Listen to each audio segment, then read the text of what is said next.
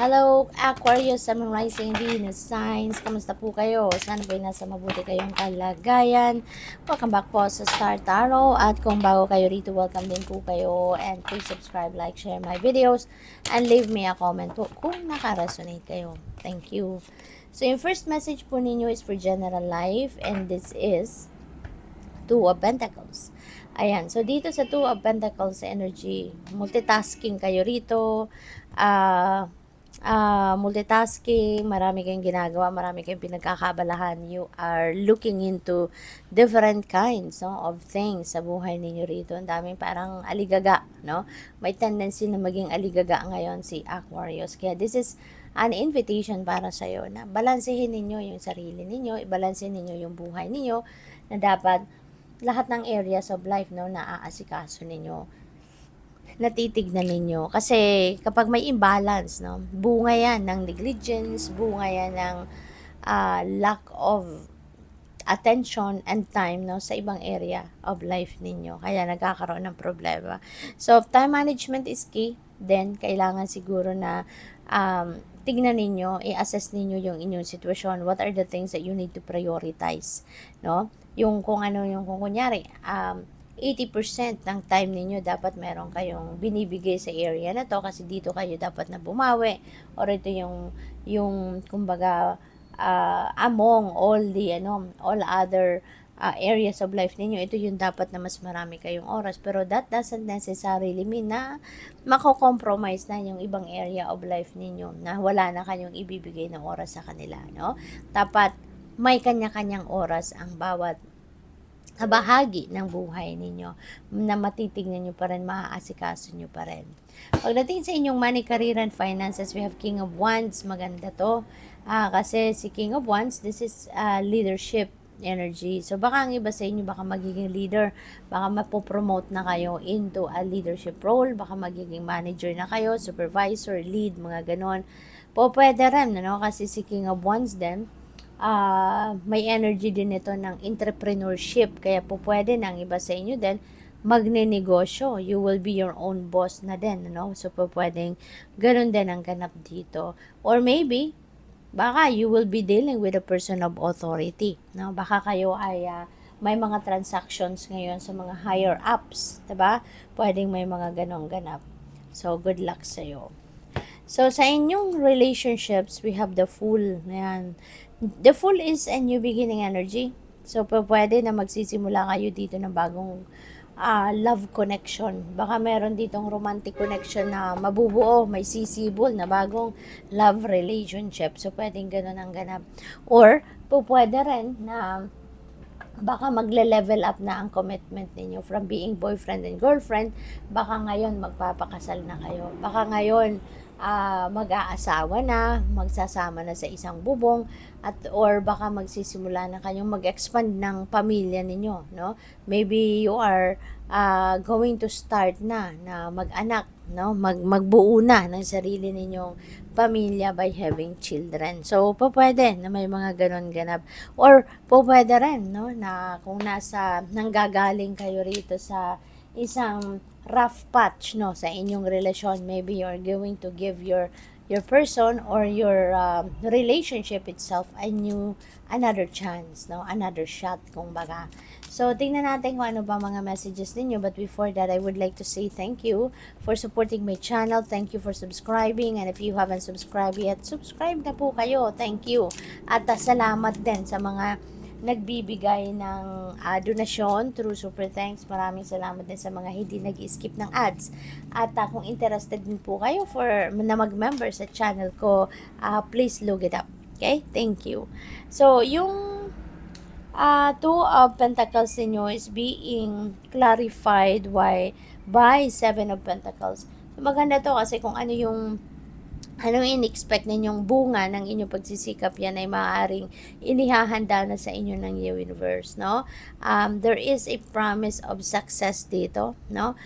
Kung ano man yung pinagtrabahuan ninyo dito, marami kasi kayong focus, di ba? Marami kayong bagay na pinagfocusan, but maybe one of them, you are going to start reaping the rewards of your hard work. Kasi nakikita ninyo yung babae, di ba? Parang nagka-harvest na siya ng grapes, no?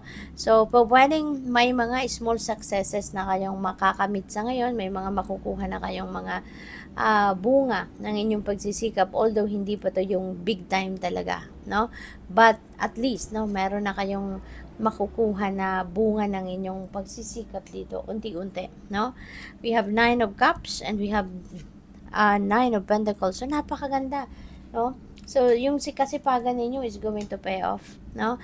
Your tiyaga, your sipag is going to pay off. Makukuha nyo na talaga dito na unti-unti yung fruit of your labor. And sa 9 of Pentacles, no, that represents comfort, financial stability, financial security, 'di ba? Financial freedom, ano pa ba, abundance and prosperity, no? Magiging sitting pretty kayo, no? Around this time kasi nga siguro in some endeavor, no? May mga bagay-bagay na kasi nga dami ninyong pinagkaabalahan, 'di ba? So, maaari no na sa ibang pinagkaabalahan ninyo, maaring unti-unti pa lang yung nakukuha ninyo yung bunga nito, at sa iba sigurong bagay na pinagkaabalahan ninyo, baka ito na big time na yung makukuha ninyo, 'di ba? So, pwedeng ganon. So, yung in other words, yung sikap at tiyaga ninyo ay unti-unting magbubunga na talaga, no?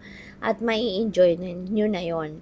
And this is a time for happiness and joy. This is a time for financial abundance and prosperity talaga, with the 9 of Cups din, no? So, talagang magiging maganda ang kalagayan ninyo pang kaperahan.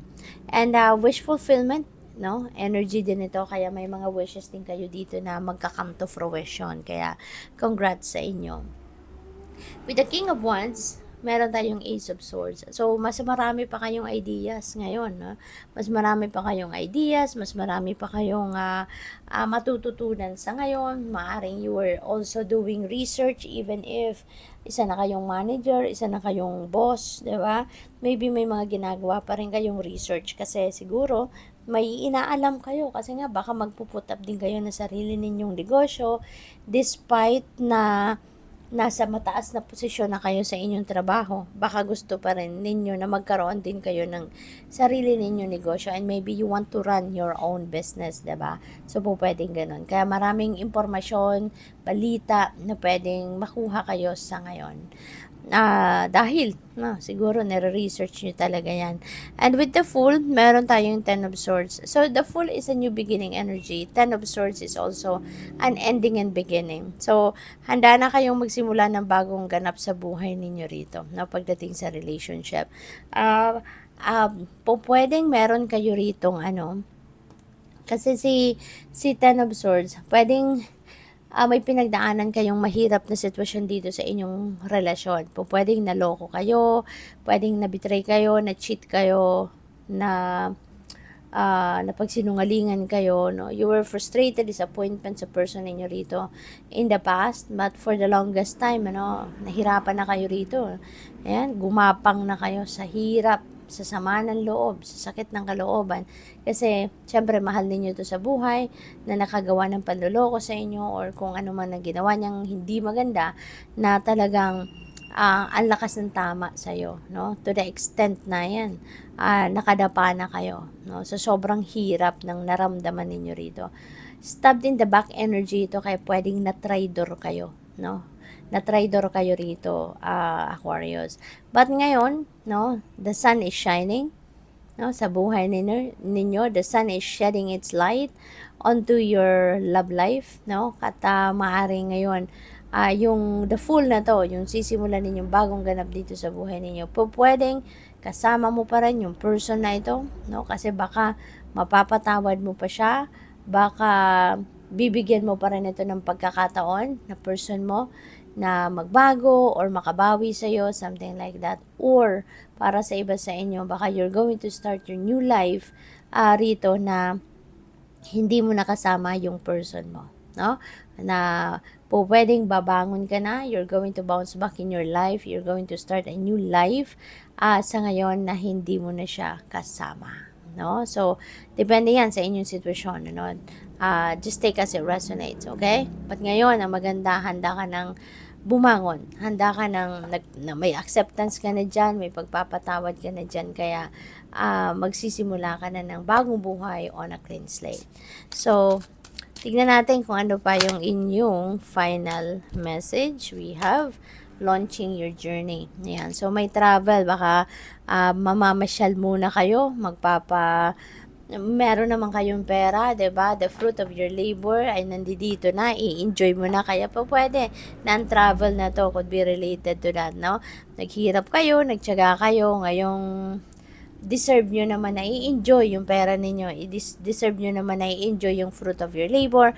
Lalo-lalo na kailangan nyo din na before you head towards a new beginning dito sa inyong love life, ay makapag-bakasyon din muna kayo. Makapag-nilay-nilay din muna kayo, no?